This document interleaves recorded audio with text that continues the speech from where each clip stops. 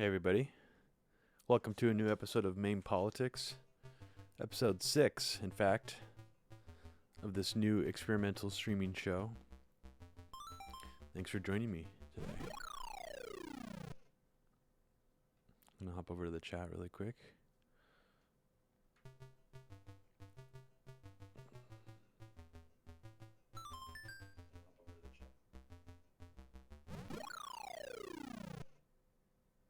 Hi Trish, how are you doing?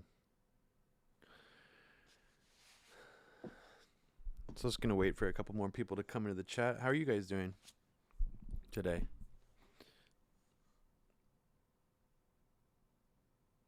I'm doing pretty well. Hope you're good as well out there. Hey.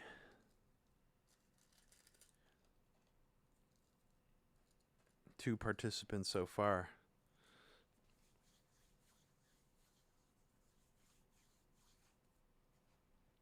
Hey Peter, how are you? Film jobs. You working on film jobs? Tell me about them. Hey Andy, how's it going?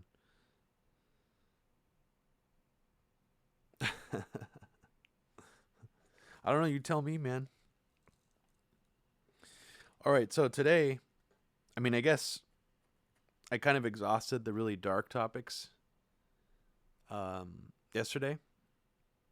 We didn't really get a chance to talk about the debate much. There's not really much to talk about, I don't think. The only thing I think that's interesting about the debate that I wanted to talk about was the blatantly coordinated smear campaign against who appears now to be the frontrunner, Bernie Sanders, in the 2020 primary. This was probably one of the ugliest, most coordinated, most obvious smear campaigns I have ever seen since maybe the Howard Dean scream during an election. I'm trying to think of another sort of obvious, coordinated campaign to try to take down someone that was sort of taking the mantle of the most progressive person in the primary, who was gaining momentum. And it reminds me a lot of what happened to Howard Dean in the 2004 election. John Kerry swift boating, yes, that was definitely a dirty trick. But I think John Kerry, he really sort of opened himself up for that in a lot of ways, with the reporting for duty, leaning so much on the military career kind of stuff. I would say that this is reminds me more of Howard Dean, because it's just like a smear invented out of nothing, like a coordinated, firing on all cylinders smear to just make him look bad. And with Howard Dean, there wasn't even really anything being smeared against him. It was just, oh my God, this guy is a crazy lunatic for screaming like this. And they didn't say it like this, but essentially we can't allow a guy who screams like this or who sounds like this to become president. And just trying to spread that around to every single media network possible, playing over and over again that scream that he did, the Dean scream, however people refer to it. So this was a multi-pronged smear campaign. So there was someone I was actually debating with on Twitter last night, who I agree with on most stuff. I mean, he's very pro-Palestine, very anti-Zionist. He's a pretty strong activist, lefty, progressive. His name is Omar Badar, and he was sort of like, why is everybody, making such a big deal about this? This is almost just like gossip. I thought this was stuff that progressives and leftists have, tried to rise above, is getting involved in this kind of gossip and, political dunking and stuff like that. And so I responded saying, well, it feels like more than just personal gossip, because this was, by any measure, a coordinated smear campaign, dirty trick smear campaign against Bernie Sanders to try to knock him down a few pegs or to actually significantly hurt his polling. And he said no, he doesn't agree that it's a coordinated smear campaign. It's just business as usual in D.C., blah, blah, blah. Which is fine. He's entitled to his opinion. But here's what I mean by coordinated smear campaign. So CNN reporters were the ones who, apparently with sources inside Warren's campaign, were told that a couple of years ago, Bernie and Warren had a private conversation at some fundraising event or something where Bernie told Warren that a woman couldn't win the presidency. And there are apparently several witnesses from the Warren campaign who, I guess right now, decided that now is the best time to go to CNN with this story, which is already suspicious in and of itself, the timing. So even if it was true, let's just, for the sake of argument, say that it was true that Bernie said this to Warren. Even if it was true that he said that, the Warren campaign, at a time when Bernie is starting to climb, decided to weaponize an old conversation they had and use it as a smear attack. So that's if it's true. If it's not true, and Bernie didn't say that, which it seems actually more likely, then it's far more dirty than what I just described. But both forms of it would be dirty. Essentially, and Jack Allison and Leslie Lee from Struggle Session were bringing up this point, that it's essentially like Bernie trusted his friend. You know, I mean, I at some level, he was sort of friends with Warren, and she stabbed him in the fucking back. I mean, that's exactly kind of what happened. So you have CNN cooking up this smear, first of all, putting it out timing-wise only a couple of days before the last debate. Very suspicious in and of itself, right? They're trying to hurt Bernie going into the debate. So you could say, well, it's Warren's campaign that's trying to do it, right? But no. This is a coordinated smear campaign between people in the Warren campaign and a major mainstream media network, CNN. So not only do we have proof that Warren's staffers actually helped CNN cook up the story, that's already fully proven. That is not up for dispute. On the night of the debate, CNN moderators at the debate asked Bernie, did you say this? Well, actually, maybe one of you guys can correct me on this. But CNN asked Bernie something like, did you ever tell Warren or, speak to her and tell her that a woman couldn't win? Either they asked him that or they asked him, why did you say this to her? He, of course, denied it and said that that's not what happened, that he definitely thinks a woman can win. And in fact, he's on record many years ago, I think in the early 80s, before it was even remotely mainstream to say, Bernie in something like 1983 was on video saying that a woman could win the presidency. So CNN immediately turns to Warren, and in a really dirty way, I mean, just blatantly trying to make Bernie look really bad.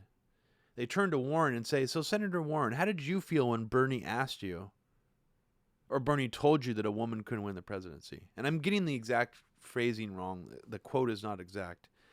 But just the way that CNN sort of toss it to Bernie and then immediately toss it to Warren, basically forcing them in a position where Warren would have to accuse Bernie of lying.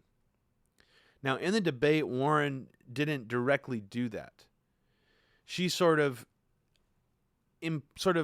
passively agreed with the framing of the question and just went off on sort of a rant about that. Now, at the end of the debate,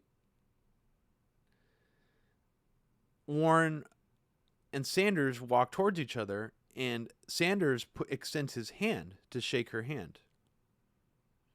Warren refuses to. And this is, of course, as it was going to commercial, there was no audio.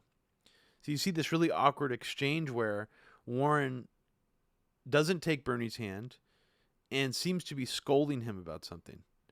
And you see this very awkward body language before they both walk away from each other. Now, so far I have mentioned you two examples of CNN being in on the fix, trying to saddle Bernie going into the debate with a smear attack from anonymous campaign officials inside the Warren campaign. Then you have the confirmation by Warren on Twitter, which basically says like, yeah, it happened, but I don't want anybody to ever talk to me about this anymore. I'm never going to talk about it again. It's like, oh, okay. So you're saying it's true, but you're not going to let anybody ask you about it, follow up to try to get any details. We just have to trust you. Okay. CNN then on the debate basically forces Bernie to essentially say that Warren is a liar. And then to top it all off, CNN, in a really crazy move, because they would never do this with typically any other candidate. Most candidates, I mean, all candidates. So, like when you're doing a debate, or if you even go on for an interview on CNN and there's a commercial break or something, CNN has recordings of and has access to the audio feeds on your lavalier mic the entire time. Even when you're doing commercial, even when we go to the bathroom. Say if you go to the bathroom, like that one scene in Naked Gun where Leslie Nielsen goes to take a piss, where he's got his mic still on, and all of a sudden at the press conference you just start hearing him pissing in the toilet. CNN could release a recording of something like that at any time if they wanted to be that unethical. They have probably, I'm sure, plenty of recordings of politicians, maybe burping, saying embarrassing things while off air.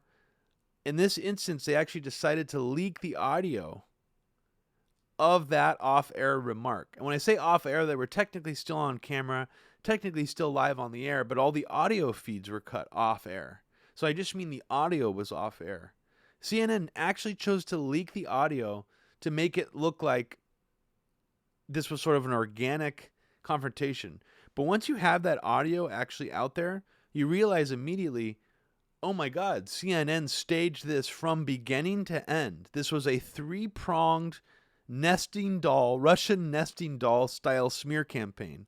So first you have the main doll, which was the original CNN article saying that Warren and Bernie had this conversation. Then you open up that doll, and there's another doll inside, which is the second smear, which is at the debate itself that CNN hosted. And then inside that doll, you open it up, and you have the last final smear, which is leaking this audio and staging, literally, a camera angle with lighting, with the positioning, confrontation between Warren and Bernie. And I don't just mean CNN staged this. I will bet everything that I have on the concept that Warren and CNN coordinated to do this. Full stop. I don't think that anyone in their right mind who's been seriously following this can deny that that's what happened. So this is what I mean by how dirty of a trick this was. I mean, this was dirty. Some of the dirtiest stuff I've ever seen. And if you think a sawdust and the attacks going against Tulsi were dirty, like Hillary Clinton saying she might be a Russian agent, I mean, yeah, those were dirty. But they didn't come in the form of a multi-pronged smear attempt coming from between a campaign and a mainstream media network in threes. Like boom, boom, boom. Like a three-pronged smear. That's a really severe amount of effort to try to knock down Bernie Sanders.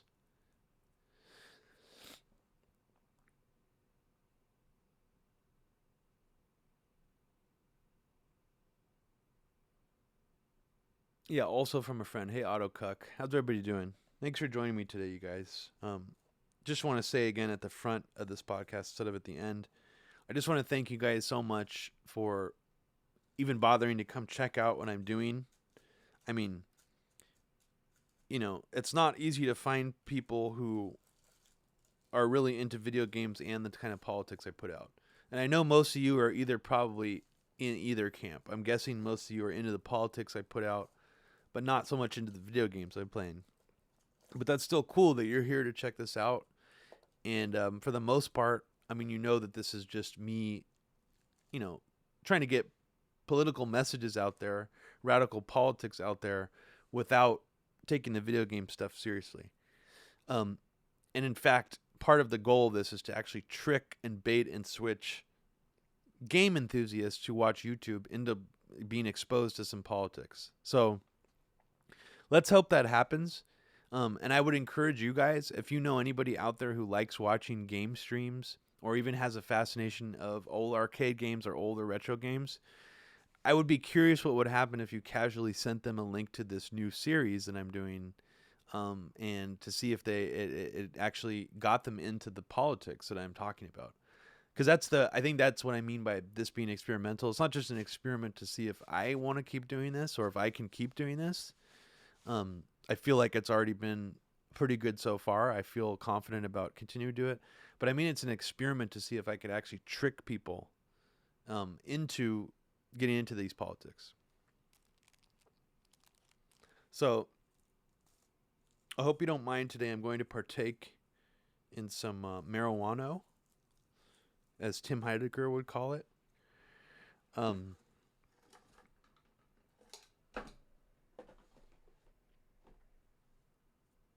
Yeah, AutoCuck 8000. If you can, hit me up over a DM or something if you're on Twitter.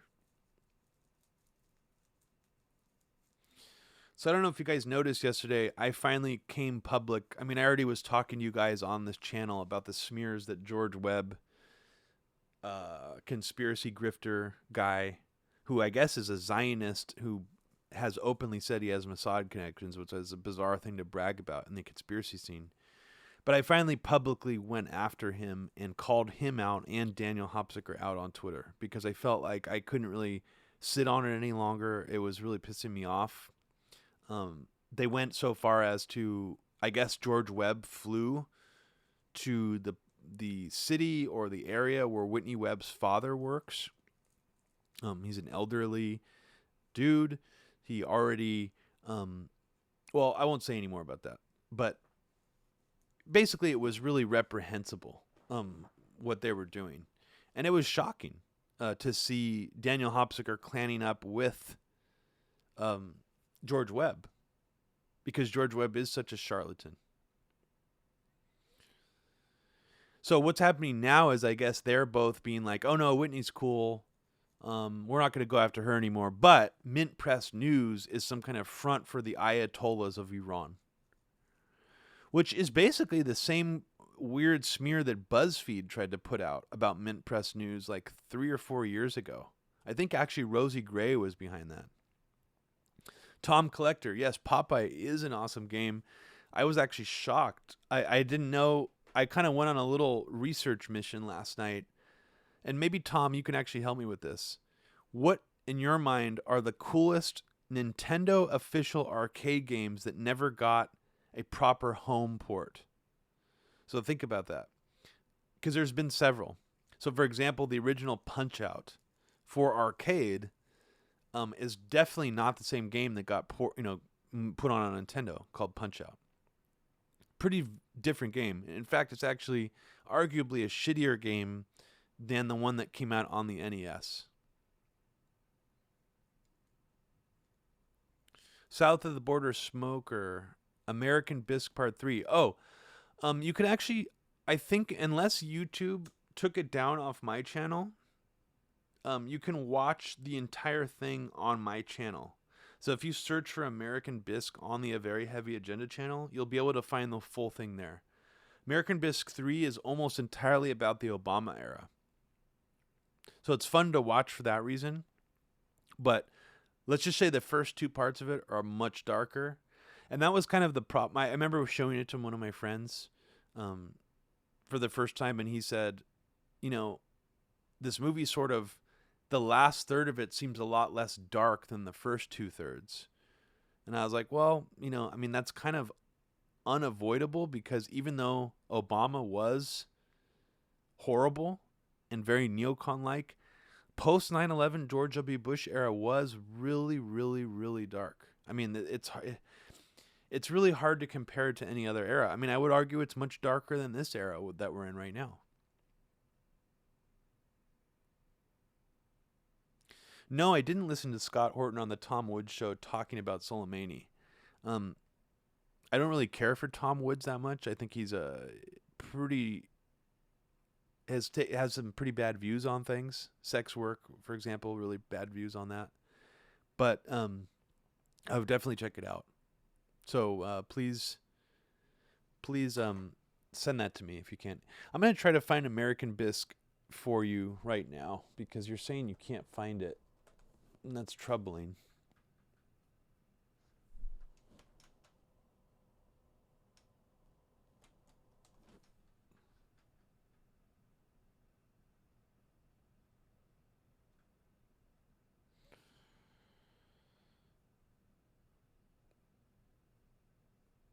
Okay, found it. Found it. Oh, wow. So even on my own channel, when I click on it, it says the following so tell me if this pops up for you guys. I'm not surprised at all that it's been like age restricted. Here, I'm going to drop this in the main chat right now. Tell me if you can see this, South of the Border Smoker. This is my first documentary film. I would say it falls under the category more of a found footage sort of collage music video. But I tried to do a really thorough job of covering all of the worst war crimes, mostly war, things that are directly related to war. Like I don't cover like Iran-Contra, but I cover some of the most provocative examples of our foreign policy actions. So here you go. Obviously, I wouldn't recommend watching this right now unless you guys want to multitask 2 videos at once. But I'm also going to add that to the comment section. That's that's American Bisque. It's over a 3-hour long film.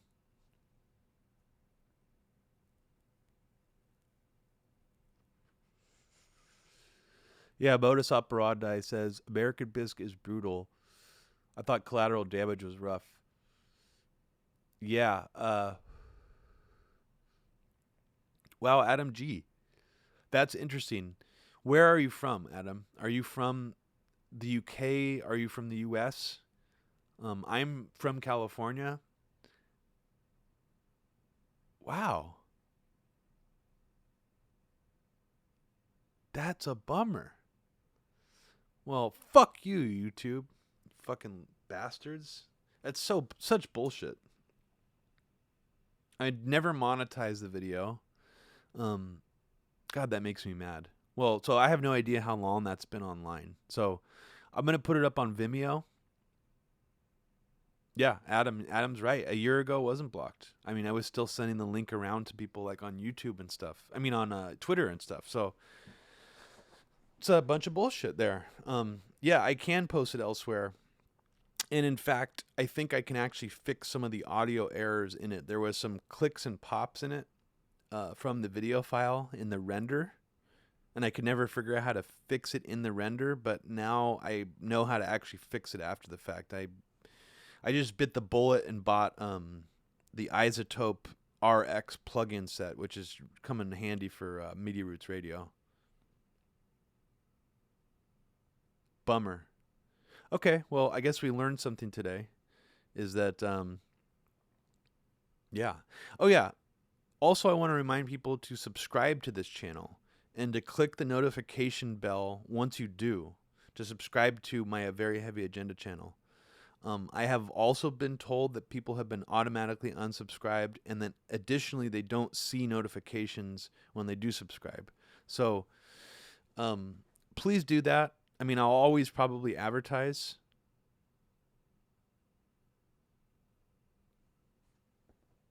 Asking AOC. Yeah, I know you on Twitter, dude. Thanks for being around.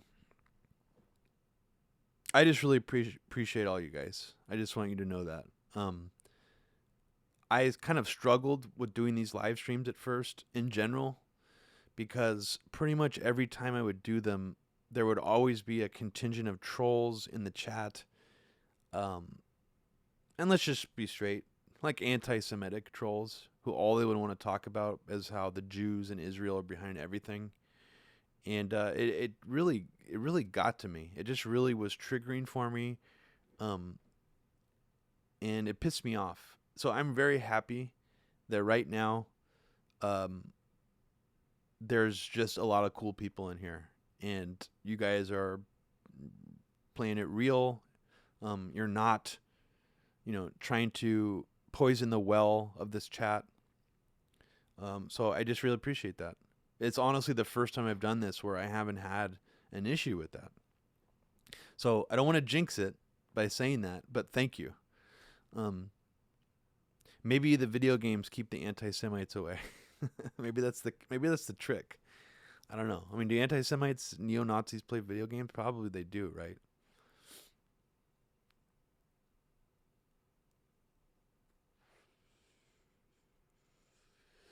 Tob Collector. That probably to associate you with that by proxy. Well, that's what I actually have thought about that a lot. I do think there is a campaign online. There's Hasbro, right? Which is what we traditionally know as the Israeli government putting out propaganda, an Israeli style form of propaganda. But there's also sort of inverse Hasbro, which I would say is a way to associate people, especially on the left in the scene of anti-imperialism, to anti-Semitism, where there seems to be a concerted effort happening out there to associate. I mean, look at what happened to Corbyn. That, I think, is a prime example of what is there's an actual active campaign. So, for example, when Abby was on our RT, she did a segment just commemorating like part of the Holocaust or like an anniversary of it or something. And it just all of a sudden came out of the woodwork. Like, we've never seen any evidence that any anti-Semites were following her or anything like that. But all of a sudden on Facebook, hundreds and hundreds and hundreds of comments came pouring into her breaking the set video saying, you know, we love you, Abby, but this is the hollow hoax. Research it. You need to know your history. Like, we know you'll see the light. Check into the hollow hoax. So just, obviously, to put this out there, if you use the phrase hollow hoax, you're done. You're toast to me. I mean, you can't, there's nowhere you can go with that. Even if you're just misguided and you just didn't realize what you were doing, you can't use, it's over. Okay. I mean, I think even, talking about UFOs all the time is a less glaring career killer than just coming out and saying that the Holocaust is a hoax.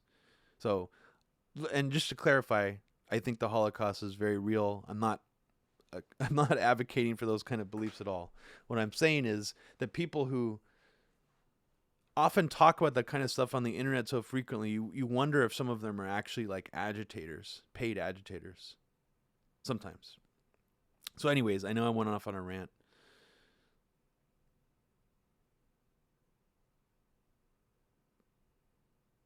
Tom Collector, I think I missed you responding to my question earlier. So if you have any other Nintendo official arcade games besides Popeye, besides Donkey Kong 3, I forgot to mention that's the other one I'm going to be playing today.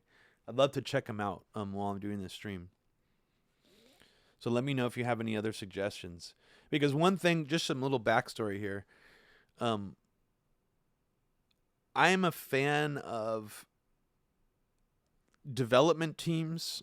So like, I'm sort of a really hardcore nerd when it comes to video games, even though I don't really follow new video games. Like, for example, I was really hardcore into following Sonic Team. Not all the Sonic the Hedgehog games for Genesis, for example, are made by Sonic Team. And they went off to make other games for the Sega Saturn and stuff like that later on. I'm into the original creator of Mario Brothers.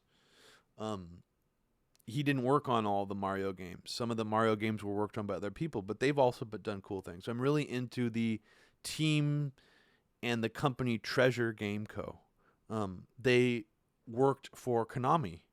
And notice I'm pronouncing Konami differently now. I was corrected on my pronunciation. Trying too hard to pronounce Japanese, I fuck up. I just need to go with my first instinct.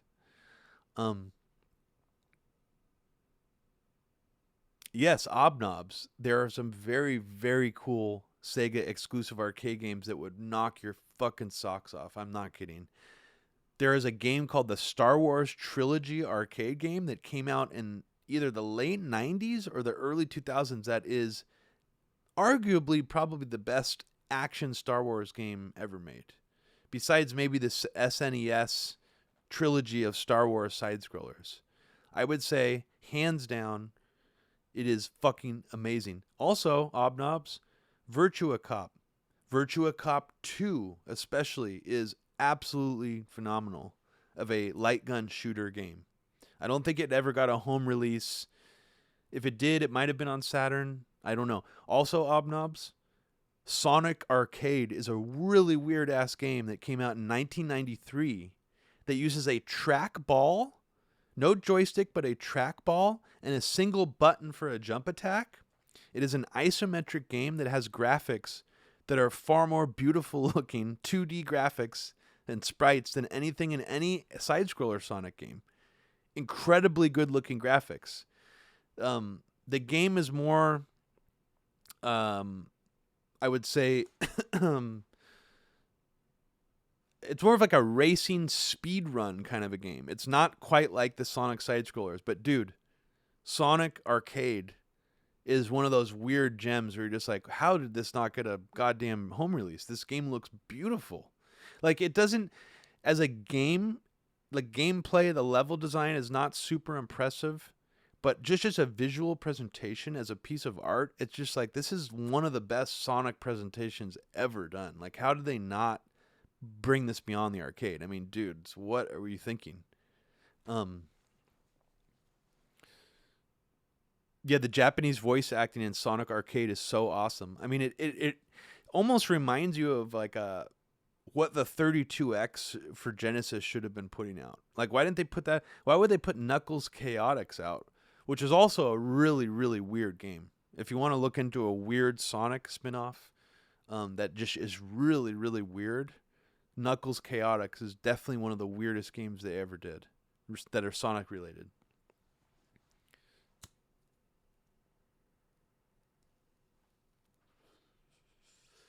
Obnobs, yes, you can, but not on the Raspberry Pi computer.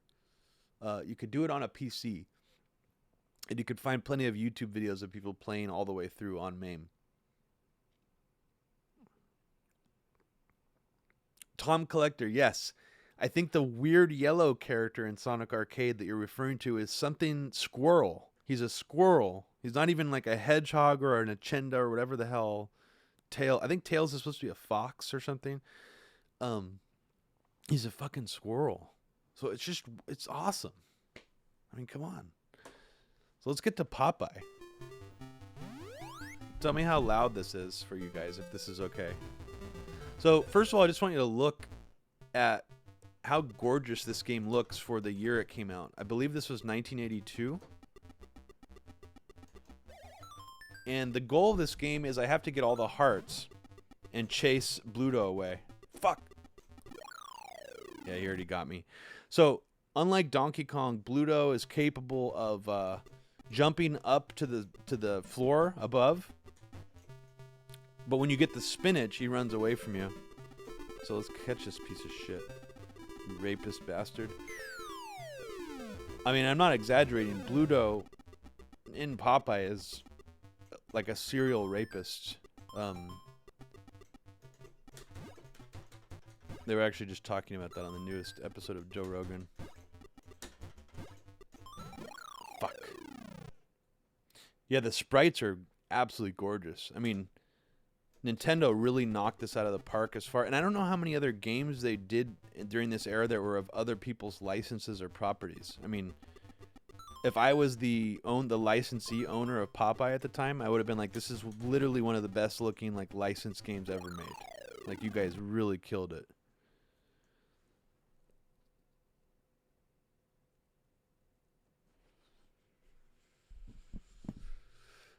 Obnobs, the trackball works with the joystick or any input. Yeah, you could use, I think because the trackball is just like a joystick technically. It's not like an analog joystick or an analog controller. It's pretty sure you can just do it with a keyboard. I mean, I play Crystal Castles actually on here, and that uses a trackball. I want to say that's a Atari game or a Namco game. If you guys have played Crystal Castles, let me know. I think that's actually one of the coolest games I want to show you guys as well on here. Oh, fuck.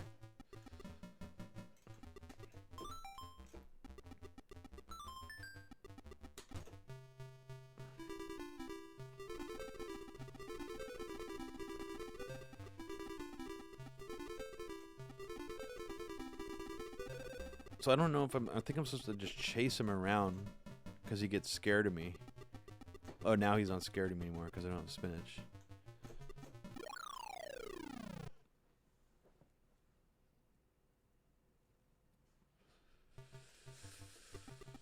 So I'm doing very poorly right now, if you couldn't tell. I'm supposed to get all her hearts. I'm supposed to get more than he. Fuck. Stairs everywhere, just like WTC predictive programming. That's pretty funny. If you think this is a lot of stairs, you should play the Ghostbusters game for NES. That game's a bunch of bullshit.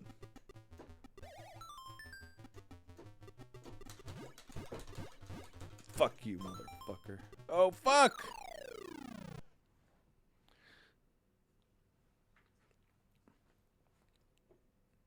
Alright, so I'm at least gonna try to beat the first level. I gotta beat it.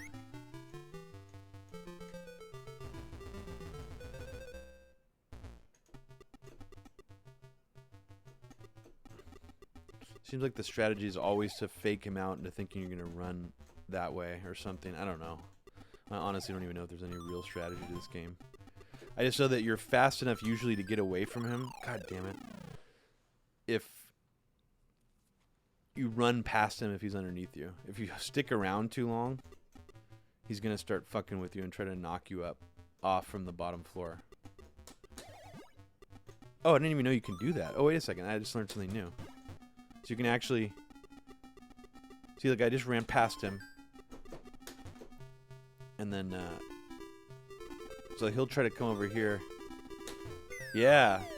So I can, like, totally beat his ass. I don't know what the punching bag does, though, if it actually does anything.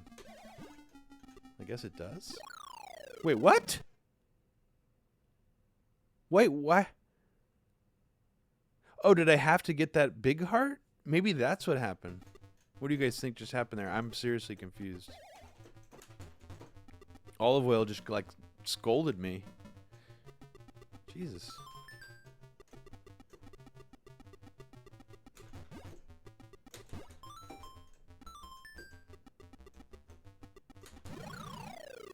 Son of a bitch. Tom Collector. Don't mean to be...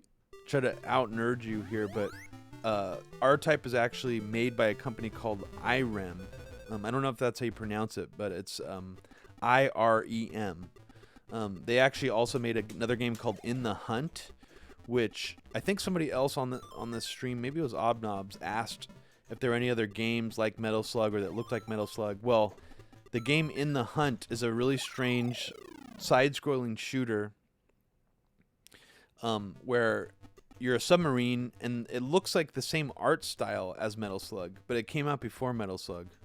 So, check it out. It's also made by the same company that made R-Type. That's why I'm mentioning that right now. R-Type is a tremendous game. I mean, it's one of the best shooters ever. Of course, it's one of those old... Oh, fuck. Oh, so I can't even let one of them land on the ground too long. I have to get them all, it looks like. Damn. It's hard.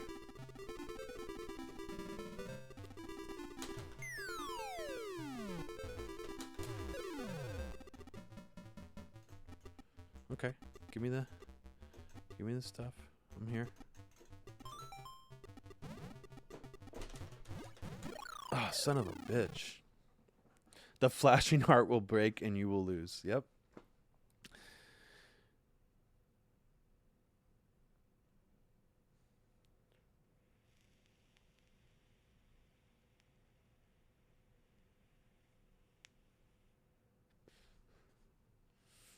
No, I haven't heard any more about that Sid Blumenthal, Devin Nunes lawsuit thing. That, you know, but I think it's probably having an impact on what's going on now to a certain extent. For sure. Seems like Devin Nunes has gotten himself into some hot water. So he seems really compromised. I don't know. I don't think he's the type of person that's going to flip against the Republicans.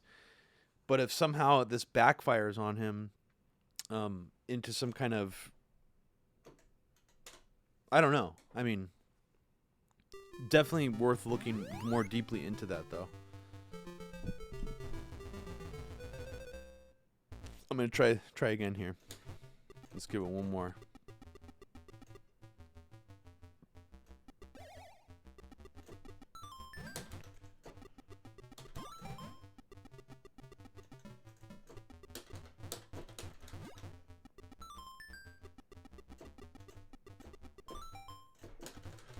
Fuck.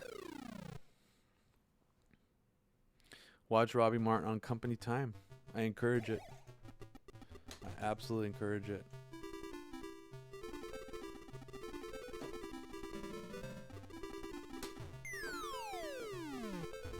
Oh man, I wish that you could just beat the level like that. I mean, it's just to have to get all the hearts, they just come so slow. And then this asshole shooting those.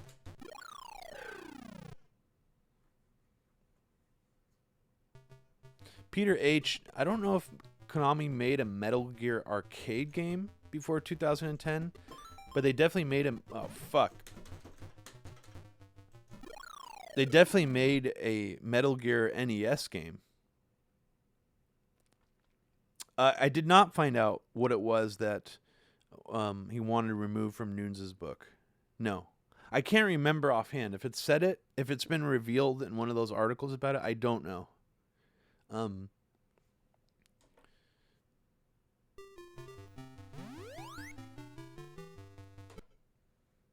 Well, I did promise I'm going to beat one level. I'm going to try to. So let's actually try.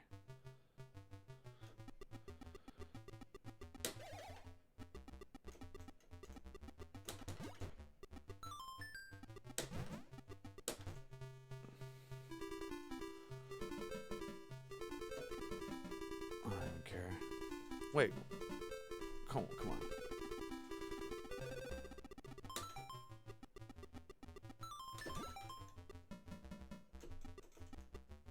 What?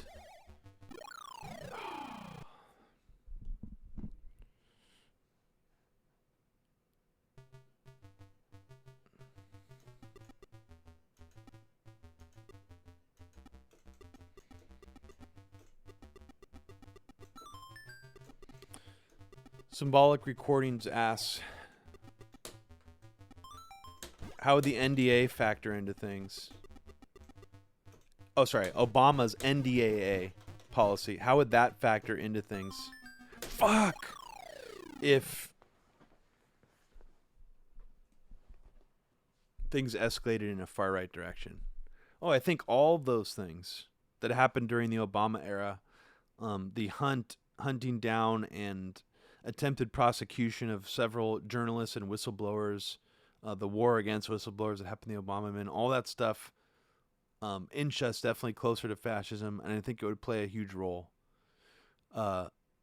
I'm not prepared right now to pontificate about how I think that would play out, but let me keep that in mind for the next time I do another dark sort of attempt to predict what could happen if we were to face another sort of domestic, large-scale casualty event like 9/11.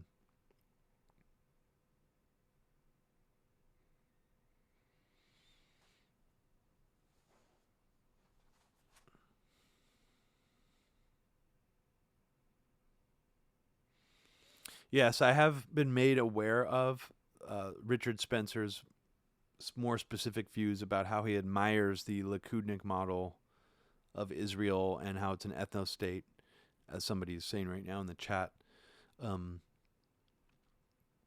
So I'm still a little bit confused, actually, about why he would have retweeted Abby like several years ago. So anyone has an answer for that about what it was that he retweeted? I don't have it in front of me. I don't remember.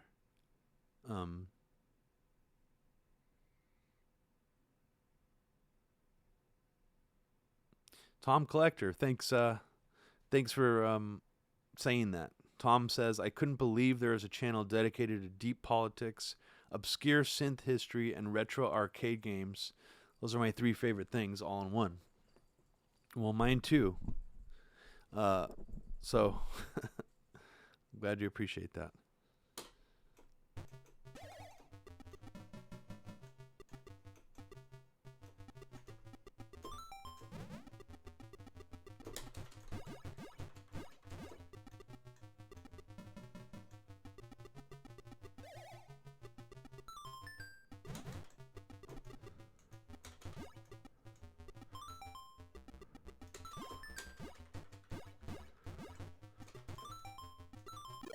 Oh man.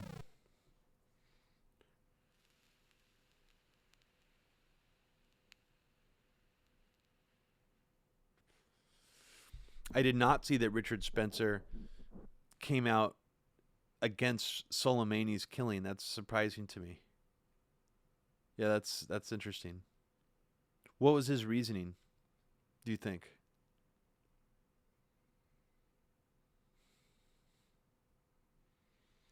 Okay, so now I'm going to play Donkey Kong just cuz this I'm not feeling this game anymore and I've already tried quite a few times, so couldn't beat the first level. And you guys watch me not be able to beat the first level about 10 times in a row. So let's go back to the second game choice that I had for today. Donkey Kong 3, which to my knowledge has never been properly ported on any Nintendo system. It's a weird one, and Donkey Kong Jr. is pretty weird too, but I think right now I'm feeling Donkey Kong 3, which if you look at the video that's playing on the screen, the preview video of what Donkey Kong 3 is about, it doesn't look like any other Donkey Kong games. I mean, it looks like a different genre of game, where you're Mario with some kind of air gun, shooting beehives. So let's try this one out.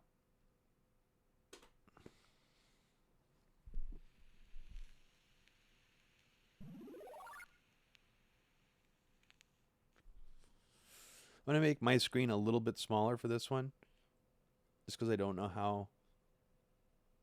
Yeah, like that. If that's okay with you guys. Wikipedia says there's an NES port. Oh, that's great. I feel like it's probably still a very different style of game, though.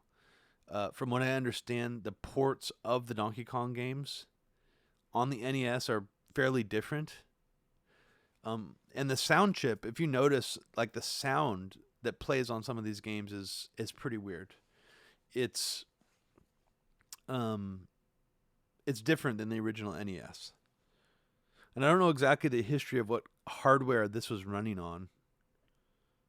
But yeah, it's a whole rabbit hole in and of itself. Here we go. Spray Donkey Kong to the top.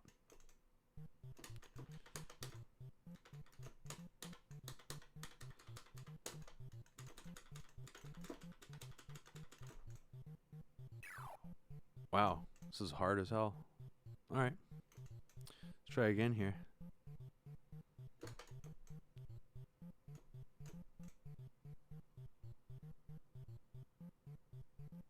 All right.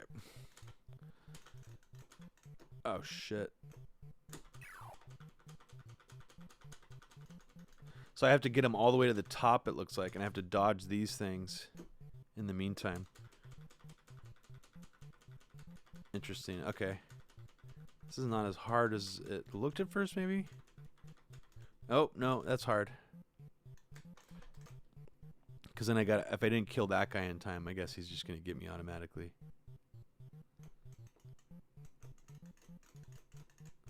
So what's fascinating to me is, I guess, that Nintendo would make the sequel, like the actual numbered sequel in the Donkey Kong franchise, this much different than the original Donkey Kong game. You would think that they would have kept going with the good thing and just stick with the formula. But this is a far different affair. Yeah, it's already died. Let's do it again.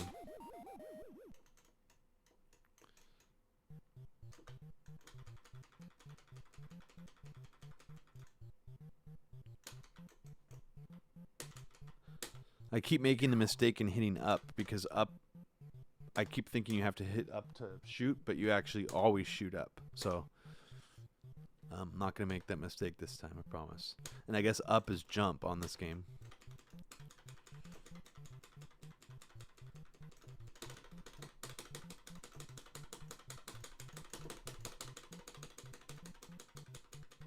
Yeah, it's like a shooter with basically bad controls.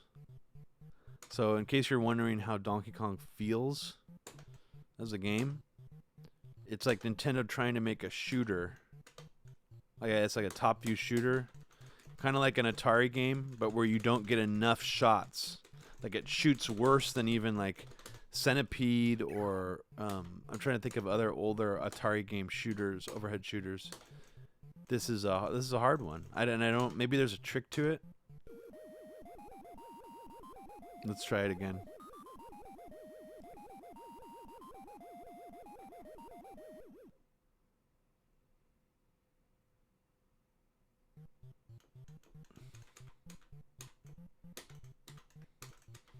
So is that like canister up there do something, I wonder?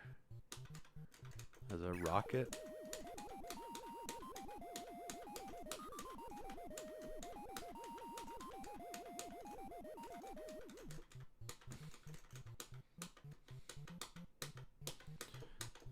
There's a rocket like dropping on me or something.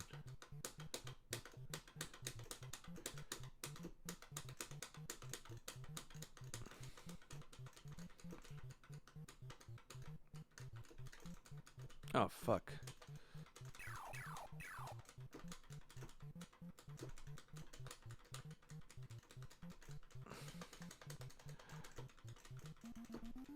Oh, then I have like a better gun. Okay, so there is some kind of trick to doing things more powered up in this game. Okay.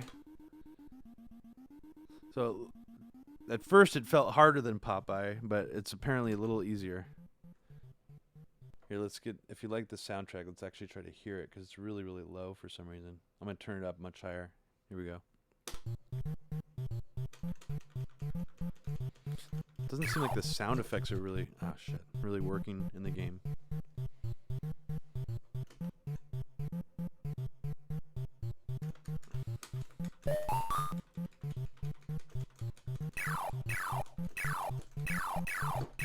And now he's actually throwing stuff down at you.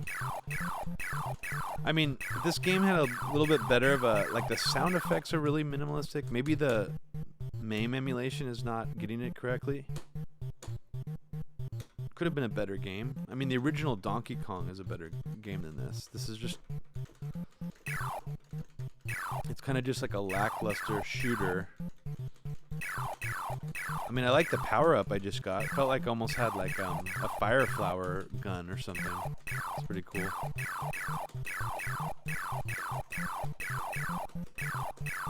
How do I get... Can I not... I don't understand this. Am I not supposed to keep shooting those guys? Yeah, maybe I'm not supposed to keep shooting those guys.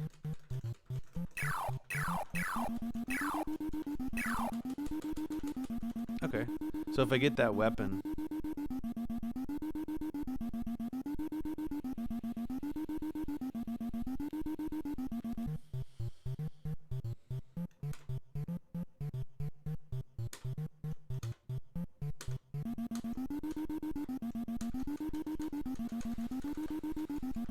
Whoa.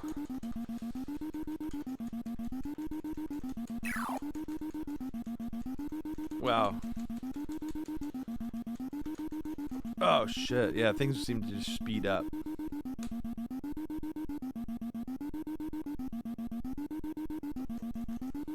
Hard as shit. Okay. Let's give it one more go. Of course.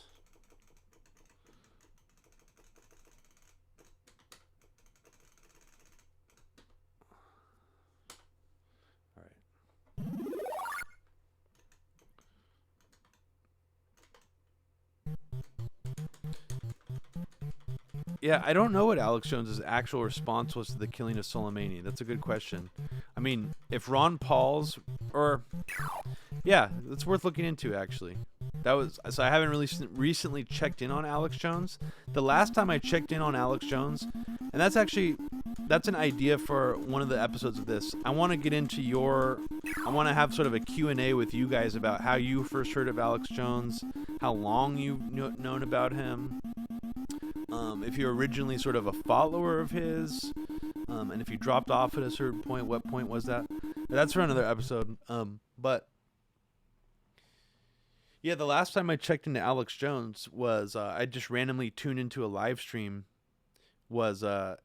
He was saying that the InfoWars operating system was used by Stephen Miller to plug into the Pentagon. And I don't really understand the chain of events he's saying here, but he's saying that it was used as an operating system, downloaded into the Patriot network at the Pentagon. This is what Alex Jones said, and I'm not quoting him exactly. Stephen Miller brought the operating system to these secret Patriots at the Pentagon to basically carry out this war against the deep state. And they picked Trump to do it. Now, what Alex Jones is essentially saying there is that he is not only behind QAnon, the original seed for it, but he's the inspiration for everything. That the operating system that Stephen Miller literally took InfoWars framework to wake up this secret group of patriots inside the Pentagon. Pretty amazing level of narcissism Alex Jones has there. So, I mean, from his point of view, he essentially thinks that his program, InfoWars, essentially woke up all these secret patriots in the military to fight against the deep state. I mean, wow. Pretty incredible. Pretty incredible. I mean, in a way, it's almost kind of like if we zoom out a bunch from all this, was Alex Jones, did someone Pied Piper Alex Jones into thinking about this? Into believing he played this role? It's kind of similar to if you look at the Edward Snowden thing as a limited hangout. Did someone Pied Piper Glenn Greenwald from inside the intelligence agencies to, go along with sort of this whistleblower event with NSA documents to make him think that he was uncovering all these truths? It's kind of interesting. It sort of feeds into, I'm not saying that either one of these are what I'm saying now, but it could feed into a narcissistic sort of self-perception that both of those men have about themselves, that someone could create sort of a limited hangout or narrative for them to get trapped into that's designed to take them away from a target, or to take them, maybe Alex Jones was on some kind of target and the goal was to take him off. That's giving him way too much credit. Now I'm just sounding like a nutty motherfucker. But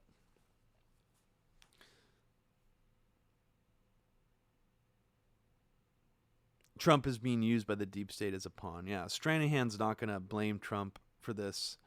Stranahan's an interesting dude. He's got a different narrative that he sort of pushes than most of the right media, or most of the right/conspiracy media that I appreciate. But he's still not good on a lot of things, obviously. And let's just leave it there. Excuse me.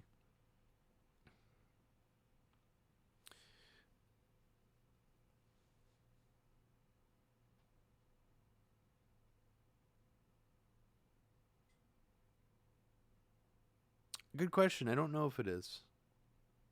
I don't know if Pirate Party is still around.